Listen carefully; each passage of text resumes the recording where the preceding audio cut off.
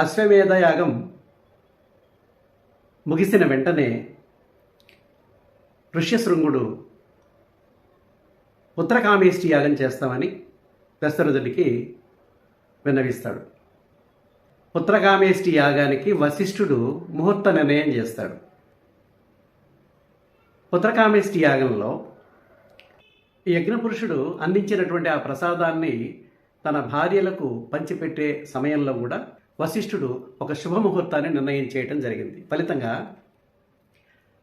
చైత్రమాసంలోనే శుక్లపక్షంలో నవమి రోజు పునర్వసు నక్షత్రంలో శ్రీరాముడు జన్మించాడు. చైత్రమాసం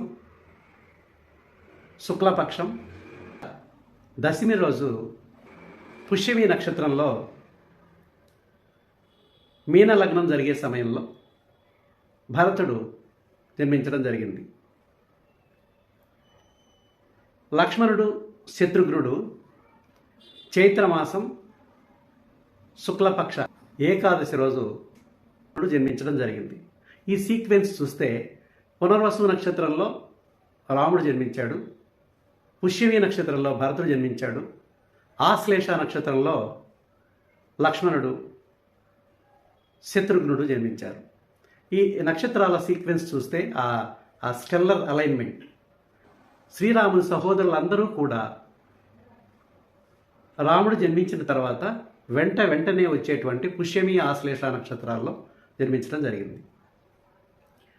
ఆ విధంగా జన్మ సమయాన్ని కూడా ముహూర్త నిర్ణయం చేసినటువంటి వ్యక్తి వశిష్ఠుడు. కనుక వశిష్ఠుడు రామాయణంలో బెస్ట్ ఆస్ట్రాలజర్. నా వీడియో మీకు నచ్చినట్లయితే సబ్స్క్రైబ్ చేయండి, షేర్ చేయండి, లైక్ చేయండి.